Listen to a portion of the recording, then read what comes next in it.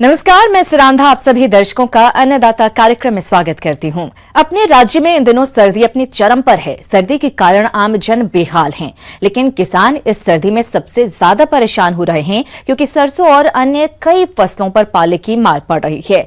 तो आइए मिलते हैं ऐसे ही परेशान किसानों से। पाला पड़ने पे कौन सी सुझाव बताओ, कोई उपाय बताओ, कोई सावधानी कौन सी बरतें? जैसे जो गेहूँ, सरसों, चना, ऐसी फसलों का कोई बचाव का कोई उपाय, पाला पड़ने से कोई नुकसान नहीं हो, ऐसा कोई उपाय बताओ। मेरा नाम सुभाष चंद्र यादव, ग्राम बल्लेखंड और ज़िला जयपुर का मैं रहने वाला हूँ। मैं एक किसान हूँ। मैं काफ़ी दिनों से टाइम से ये खेती कर रहा हूँ। जो गेहूँ भी करता हूँ, सब्जियाँ वगैरह भी लगाते हैं। लेकिन ये क्या होता है कि जब सर्दी का मौसम होता है तो इस सर्दी के मौसम में पाला पड़ने से हमारे काफ़ी नुकसान हो जाता है। तो काफ़ी जो पैदावार होती है वो काफ़ी घट जाती है।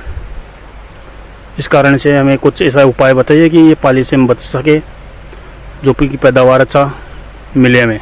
सरसों बेकार, सरसों साफ होगी और ढोर ढाना मर गया और पाला से परेशानी, रात दिन हमको परेशानी आ रही बहुत विशेष। सर्दी ने मतलब बहुत भयंकर रूप धारण कर लिया है सर। बच्चे बूढ़े सब परेशान हैं और फसल भी हमारी बैंगन टमाटर की जो नष्ट हो चुकी है पूरी तरह से, और सरसों में भी आधा नुकसान है करीबन।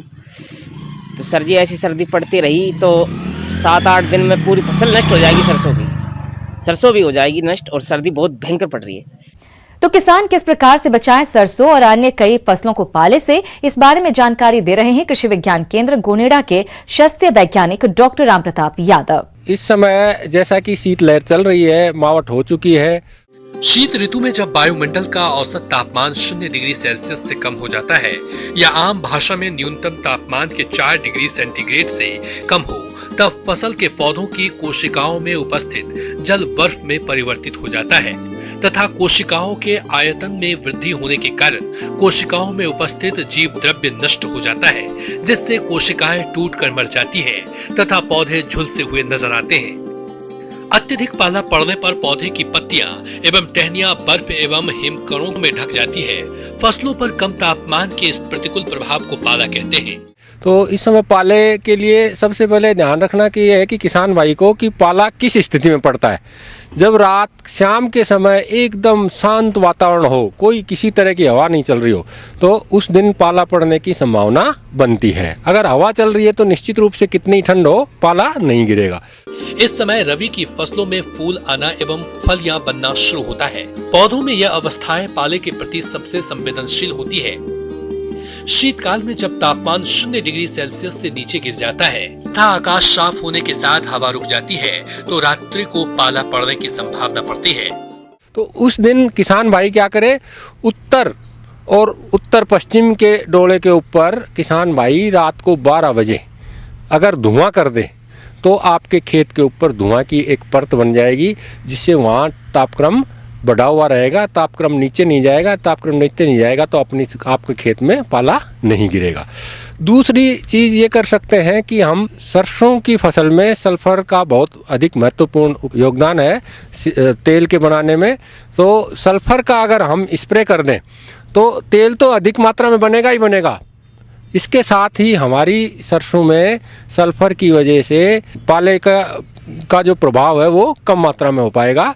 तीसरा, इसके साथ ही सल्फ्यूरिक एसिड, गंधक का अम्ल आता है, वो 0.5% के हिसाब से अगर हम स्प्रे करें तो स्प्रे करने के 15 दिन तक पेड़ के अंदर गर्मी बनी रहती है, जिससे कि आपको पाले का प्रभाव नहीं हो पाता। इसके साथ ही हम अगर पाले की संभावना हो उस समय सिंचाई करें तो भी हमारी फसल पाले से बच सकती है। इसका कारण है कि जब सरसों के पेड़ पर या पत्तों पर पानी रहता है तो वो पानी बाहर का ही जमता है, अंदर की कोशिका की सेल है वो एकदम सुरक्षित रह जाती है। इसलिए उन दिनों में पानी देने से भी आपके सरसों को फसल को पाले से बचाया जा सकता है। धन्यवाद। किसान भाइयों, मछली की अधिक पैदावार के लिए ये आवश्यक है कि पूरक आहार दिया जाए। आहार ऐसा होना चाहिए जो कि प्राकृतिक आहार की भांति पोषक तत्वों से परिपूर्ण हो। इसमें कम खर्चीले पूरक आहार का उपयोग किया जाना चाहिए, तभी मछली पालन से अधिक आय ले सकते हैं। इस बारे में जानकारी दे रहे हैं डॉक्टर आनंद स्वरूप श्रीवास्तव। देखिए मत्स्य पालक भाइयों, आपने बरसात में जुलाई से लेकर के अगस्त या सितंबर महीने तक आपने मछली के बच्चों का संचय किया होगा। किसी ने जीरे का संचय किया होगा, किसी ने अंगुलिकाओं का संचय किया होगा, और आज की स्थिति में सब के सब जो हैं वो अंगुलिका की स्टेज और उससे ऊपर की स्टेज पे आ रही होंगी। ऐसे मौसम में ये हो जाता है कि पहले बच्चे बहुत छोटे होते हैं, अब वो धीरे धीरे बढ़वार लेने लगते हैं, और सर्दी का मौसम शुरू होने पे जब तापमान गिरने लगता है तो मछलियों की बढ़वार इस समय थोड़ी ठीक हो जाती है, और जब तापमान बहुत ज़्यादा गिर जाता है तब उनकी बढ़वार फिर प्रभावित हो जाती है, रुक जाती है। इनकी अच्छी पैदावार के लिए 25 डिग्री के आसपास का जो तापमान होता है वो सर्वथा उपयुक्त होता है, और इस तापमान पे अब ये तापमान आपके तालाबों में लगभग आ चुका है। तो ऐसे मौसम में हमको इनको भोजन किस प्रकार का दिया जाना चाहिए, इसके बारे में बड़ा ध्यान देने वाली आवश्यकता होती है। हम मछलियों को जो अपने यहाँ पालते हैं, रोहू है, कतला है, नैन है, सिल्वर कार्प है, ग्रास कार्प है, मिरर कार्प है, ये मछलियों की प्रजातियाँ हैं जिनको हम अपने तालाबों में एक साथ पाला करते हैं। इनके लिए हमको भोजन की व्यवस्था इस प्रकार से करनी चाहिए, जब मछलियाँ हमारे जीरे से बढ़ करके अंगुलिका की स्टेज पे आ जाती हैं तो सीधे भोजन ग्रहण करने लगती हैं। इसके लिए चावल का कना और सरसों की खली, इसको वजन के हिसाब से बराबर मात्रा। किसान भाइयों, यदि 100 किलोग्राम मछली का आहार बनाना है तो उसमें चावल का कना 45%, सरसों की खली 45%, हड्डी का चूरा 6%, खनिज लवण 2% और नमक 2% को लेकर मिश्रण बनाएं। इसको किसी बाल्टी या टब में भिगो दीजिए। भिगोने के बाद जब ये पूरा फूल जाए तो अगर आपके पास किसी डलिया में दे रहे हैं तो डलिया में इनके लड्डू बना करके रख दीजिए, अन्यथा जो पतले छेदों वाली बोरी होती है उन बोरी में इसको भर करके तालाब में एक निश्चित स्थान पर और निश्चित समय पर इनको देते रहना चाहिए। आमतौर पे देखा यह जाता है कि जितना हमारे तालाब में मछलियां हैं उनके वजन का लगभग 2% भोजन हमको अवश्य दे देना चाहिए, क्योंकि यही समय इनकी बढ़वार का होता है और इस समय ये भोजन खूब मात्रा में, अच्छी मात्रा में खाती हैं और अपना वज़न बढ़ाती रहती हैं। तालाब में इसको घोल करके कतई नहीं डालना चाहिए। बहुत से मत्स्य पालक होते हैं, ये जब चारा तैयार कर लेते हैं, भिगो लेते हैं और उसको पानी में डाल देते हैं। उनको लगता है कि हमने पूरा उनकी खुराक दे दी, लेकिन ऐसा होता नहीं है। मछलियाँ कुछ भोजन तो तुरंत ग्रहण कर लेती हैं, लेकिन ये वज़न होने के कारण धीरे धीरे तलहटी पे जाके बैठ जाता है। ये भोजन फिर जब तलहटी में बैठ जाता है तो मछलियों को नहीं प्राप्त हो पाता है, क्योंकि मछलियाँ जो हमने रोहू, कतला, नैन आदि बताई हैं ये पानी की तीनों सतहों पर रहती हैं, ऊपर, बीच की और नीचे की सतहों पर। जो नीचे की सतह की मछली होती है नैन, वो तो थोड़ा बहुत पा जाती है, लेकिन तुरंत ही ये मिट्टी में मिल जाता है तो डिकम्पोज होने लगता है, सड़ने लगता है। सड़ने के बाद जब ये है तो हानिकारक गैसों के रूप में परिवर्तित होकर के तालाबों में वो गैस वो उत्पन्न करने लगता है, जो कि जहरीली होती है। तो हमारा भोजन बर्बाद भी ना जाए, सड़ भी ना जाए और हानिकारक गैसें न करे, इसके लिए हमको उनको किसी बोरी में या किसी डलिया में रख करके पानी के ऊपर देना चाहिए। इसके बाद हमको ये ध्यान देना चाहिए कि पहला भोजन जब हमारा ख़त्म हो जाए तभी हमको दूसरा भोजन देना चाहिए। दूसरी बात जो ध्यान देने योग्य होती है कि समय का बड़ा महत्व होता है। मछलियाँ इतनी समझदार होती हैं कि जब आप निश्चित समय पे निश्चित भोजन एक जगह पे आप देते हैं तो उस समय जब आपका भोजन देने का समय होता है तो सारी मछलियाँ आ करके उसी जगह के इर्द गिर्द घूमती रहती हैं और जैसे आप भोजन देते हैं तो उसको ग्रहण करना शुरू कर देती हैं। अगर किसी प्रकार से आपको ये लगे कि मछलियाँ भोजन नहीं उठा रही हैं या कम उठा रही हैं तो भोजन देना बंद कर दीजिए और सबसे पहले उनको देखिए कि उनके ऊपर क्या रोग लगने लगा, क्योंकि मौसम का जब परिवर्तन होता है तो रोगों की संभावना भी ज़्यादा हो जाती है। अगर ऐसी बात आती है कि भोजन नहीं उठा रही हैं और मछलियां पानी की उस सतह के पास आकर के अपने शरीर को किनारों पर रगड़ रही हैं या असामान्य गति से पानी के ऊपर वो हलचल कर रही हैं तो समझ लीजिए कि उनके अंदर कोई ना कोई बीमारी का प्रकोप होने वाला है या हो रहा है। ऐसी स्थिति में कुछ चूने का मात्रा को आप तालाब में डाल दीजिए और उसके बाद मत्स्य वैज्ञानिक को पता करके उनसे तकनीकी सलाह ले करके जो आपको सलाह बताएं उसके अनुसार आपको उनका इलाज करना चाहिए। किसान भाइयों, समय पर बोई गई आलू की फसल बढ़वार की अवस्था पर है और इस समय कई रोग और कीटों का प्रकोप दिखाई दे रहा है, जिसके कारण आलू की पैदावार में काफी कमी आ सकती है। इसलिए इनका नियंत्रण किस प्रकार से करें, आइए जानते हैं कृषि वैज्ञानिक डॉक्टर जगदीश किशोर से। जैसा कि आप जानते हैं आलू यहाँ का बहुत प्रसिद्ध ये बेल्ट है। आलू के लिए हमारी जो सलाह होती है हम वैज्ञानिकों की, वो शुरू से की बात आती है खेत में अब जिस समय पर आलू काफ़ी बड़ा हो चुका है और कुछ अगेती आलू लोगों ने खुद भी डाला है। जो पिछेती आलू है उसकी मैं बात कर रहा हूँ। इसमें हमारे कृषकों को चाहिए कि अब चूँकि टेम्परेचर फ्लक्चुएट कर रहा है, अब मोज़ेक की समस्या आ रही है और मोज़ेक के लिए जो हमारे पास वाइट फ्लाई इंसेक्ट होता है वो दूसरी घासों से वायरस को ला करके इनमें पौधों में ट्रांसफ़र करती है, स्थानांतरण होता है और इससे हमारी पौधे की जो आलू की पत्तियां हैं ये मोटी और मांसाल हो जाती हैं। ऐसी दशा में हमें चाहिए कि अपने खेत के चारों तरफ सबसे पहले, अगर थोड़ा एरिया में खेत है, 1 बीघे का रूप में है, 1.5 बीघे तक में है, तो हम ये चाहेंगे कि नीम ऑयल, नीम की पत्ती का जो डोज है वो 50 ml 1 लीटर पानी के अनुपात में डालें और अगर नीम ऑयल का प्रयोग कर रहे हैं तो 5 ml 1 लीटर पानी के अनुपात में घोल बना करके मेड़ों से डालते हुए और पूरे खेत में छिड़काव करेंगे। अगर ऐसा होता है तो ठीक है। अब चीज़ आती है कि अगर हमारे किसान भाइयों के पास 1 बीघे से ज़्यादा, 2 हेक्टेयर, 1 हेक्टेयर, एनीवे जो फसल खेत में आलू है उसके लिए करना है तो इमिडाक्लोप्रिड का प्रयोग करें। 5 ग्राम का जो हमारा है सिस्टम में या रेशियो में आ रहा है वो 1 टंकी 5 से 7 ग्राम की दवा ले लें और 15 लीटर पानी में इसका घोल बना करके छिड़काव कर दें, जिससे कि ये हमारे जो फुदका है या जो सफ़ेद मक्खी है ये ख़त्म होगी और हमारी जो मोज़ेक की समस्या है ये ख़त्म हो जाएगी। इसी तरीके से झुलसा है, तो अगर भी झुलसा की समस्या तब आती है जब हमारे इन्वायरमेंट में क्लाउडी वेदर हो, 24 घंटे में धूप की मुश्किल से 10-15 मिनट किरण निकले और थोड़ी देर के बाद में फिर क्लाउडी वेदर हो जाए, है ना, और उसमें बूंद बूंद से पानी की जैसे झरने टाइप की या फॉग टाइप की गिरने लगे। ऐसी दशा में झुलसा जैसी समस्या का शुरुआत हो जाती है।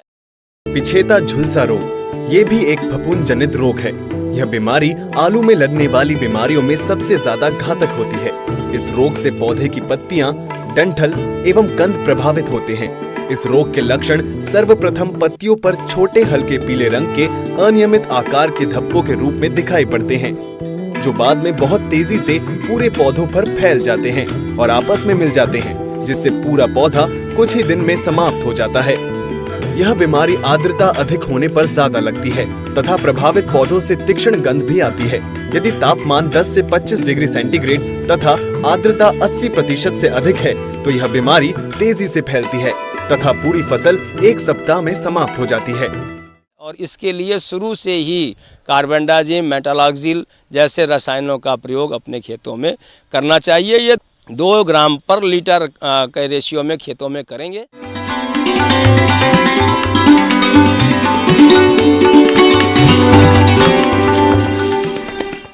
अन्नदाता हेल्पलाइन निशुल्क फोन संपर्क सेवा के माध्यम से आपके द्वारा पूछे गए प्रश्नों में से 1 या 2 महत्वपूर्ण प्रश्न को हम अपने कार्यक्रम में शामिल करते हैं। इसी के तहत आज का चयनित प्रश्न और उसका जवाब इस प्रकार है। निःशुल्क अन्नदाता हेल्पलाइन में आज हमने जिस प्रश्न को शामिल किया है उसे पूछा है गांव हाड़ौता, जिला जयपुर के राम सिंह ने। आपने चने की फसल में विल्ट रोग के निदान पर जानकारी चाहिए है, तो इसके लिए देखिए कार्यक्रम का यह अंश। जहाँ तक चने की खेती की बात है, चने की खेती बहुतायत तौर पर होती है। हमारे रबी फसल शुरू है और चने की बुआई हो चुकी है, लेकिन जहाँ उकठा की बात हम कर रहे हैं, इससे जो बहुत बड़ा नुकसान हो जाता है किसानों को, आंख के सामने उनका लहलहाता हुआ फसल पीला पड़ने लगता है। पूरे के पूरे फसल ऊपर से पत्तियां पीली पड़ के और सूख जाती हैं, तो किसानों को एक बहुत बड़ी निराशा होती है। चने में उकठा रोग फ्यूजेरियन ऑक्सीस्पोरस फफूंद के कारण होता है। गर्म व नमी वाला वातावरण इसके लिए अनुकूल होता है। मौसम में बदलाव और बार बार खेत में एक ही फसल लगाने पर चने की फसल में उकठा रोग लगने की संभावना बढ़ जाती है। यह सामान्यतः मृदा और बीज जनित बीमारी है, जिसकी वजह से 10 से 12% तक पैदावार में कमी आती है। यह पौधे के जीवन काल में कभी भी हो सकता है। इसके लक्षणों की बात करें तो रोग ग्रसित चना के पौधे के ऊपरी हिस्से की पत्तियां और डंठल झुक जाते हैं। चना का पौधा सूखना शुरू कर देता है और मरने के लक्षण दिखाई देने लगते हैं। सूखने के बाद पत्तियों का रंग भूरा या तने जैसा हो जाता है। वयस्क और अंकुरित पौधे कम उम्र में ही मर जाते हैं एवं भूमि की सतह वाले क्षेत्र में आंतरिक उत्तक भूरे या रंगहीन हो जाते हैं। यदि तने को लंबवत चीरा लगाएंगे तो तंबाकू के रंग की तरह धारी दिखाई पड़ती है, लेकिन यह पतली और लंबी धारी तने के ऊपर दिखाई नहीं देती है। ऐसे में किसान सही प्रबंधन अपनाकर इससे छुटकारा पा सकते हैं। तो चने की खेती की शुरुआत में ही सबसे पहले बीजोपचार से होता है, जहाँ पे हमें चने के बीज की उपचार करने की ज़रूरत पड़ती है। इसमें कार्बनडाजिम 2 ग्राम प्रति किलोग्राम बीज की दर से बीजोपचार करना अति आवश्यक है। और बीजोपचार जब कर लेते हैं तो आने वाले समय में उकठा रोग आने का प्रकोप कम हो जाता है। और उकठा रोग का प्रकोप चने के खेत में जैसे हमारे किसान भाई को दिखाई पड़ती है और 2-4 पौधे ऐसे दिखाई पड़ जाएं जो कि पीली पड़ के सूख रही है, सबसे पहले ऐसे रोग ग्रसित पौधों को जड़ से उखाड़ लें खेत से और उसको खेत के बाहर ले जाकर कहीं मिट्टी में दबा दें, क्योंकि ये बहुत तेज़ी से फैलता भी है। तो इससे भी एक नियंत्रण का तरीका है। और बहुत बड़े पैमाने पर उकठा का प्रकोप यदि हो जाए तब तो खेत को नियंत्रित करना असंभव जैसा हो जाता है और इसमें कोई रसायन का प्रयोग बहुत हमारे किसान भाई को लाभदायक नहीं हो पाता है। इसके साथ ही साथ आप जानते हैं कि हमारे प्रदेश में जीवांश पदार्थ की मात्रा खेतों में घट गई है। चने के जब बुआई कर रहे हैं तो कूड़ में आपको ट्राइकोडर्मा से मिश्रित गोबर के खाद में ट्राइकोडर्मा मिलाकर और कूड़ में डालें, जिससे कि फसल लगने के बाद उसमें समस्या आने की कम संभावना होती है। इसके नियंत्रण के लिए ट्राइकोडर्मा पाउडर 10 ग्राम प्रति किलोग्राम बीज की दर से बीजोपचार करें। साथ ही 4 किलोग्राम ट्राइकोडर्मा को 100 किलोग्राम सड़ी हुई गोबर की खाद में मिलाकर बुआई से पहले प्रति हेक्टेयर की दर से खेत में मिलाएं। 6 वर्षीय फसल चक्र अपनाएं। मानसून में खेत की नमी को संरक्षित करें। गहरी जुताई करके खेत को समतल करें। रोग मुक्त बीज का प्रयोग करें। रोग प्रतिरोधी किस्में लगाएं। जब तापमान अधिक हो तब बुआई न करें। अक्टूबर के दूसरे या तीसरे सप्ताह में बुआई करें। खड़ी फसल में रोग के लक्षण दिखाई देने पर कार्बेंडाजिम 50 WP 0.2% घोल का पौधों के जड़ क्षेत्र में छिड़काव करें। हमारे किसान भाइयों के लिए संदेश है कि वो बताए गए विधि द्वारा बीजोपचार अवश्य करें और साथ ही साथ ट्राइकोडर्मा का प्रयोग गोबर खाद के साथ अवश्य करें ताकि उकठा रोग पर प्रभावी नियंत्रण किया जा सके। आइए अब एक नजर डालते हैं राज्य की कुछ चुनी हुई मंडियों के प्रमुख फसलों के बाजार भाव पर।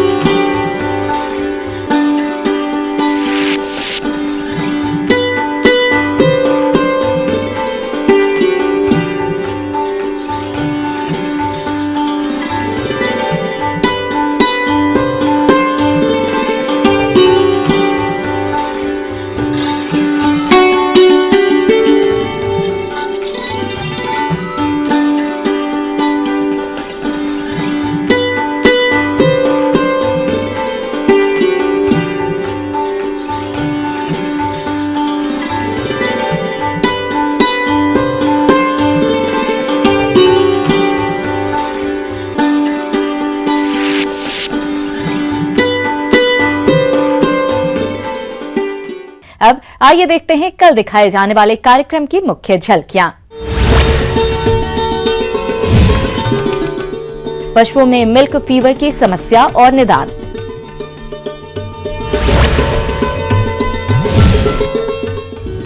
रोगों के नियंत्रण में सहायक है ट्राइकोडर्मा।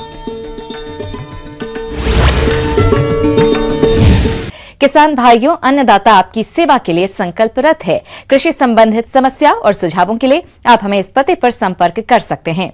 प्रोड्यूसर अन्नदाता, news 18 Rajasthan, Ramoji film city, Hyderabad 501512। साथ ही आप हमें ईमेल भी कर सकते हैं। हमारा ईमेल है p18अन्नदाता-राजस्थान@nw18.com। इसके अतिरिक्त आप हमें निःशुल्क हेल्पलाइन नंबर 18004192-155 पर सोमवार से शनिवार सुबह 10 बजे से शाम 4 बजे के बीच संपर्क कर सकते हैं। किसान भाइयों, अब समय हो रहा है आपसे विदा लेने का, तो हमारी पूरी अन्नदाता टीम को दीजिए इजाजत। कल फिर आपसे मुलाकात होगी कृषि संबंधित कुछ और महत्वपूर्ण जानकारियों के साथ। नमस्कार।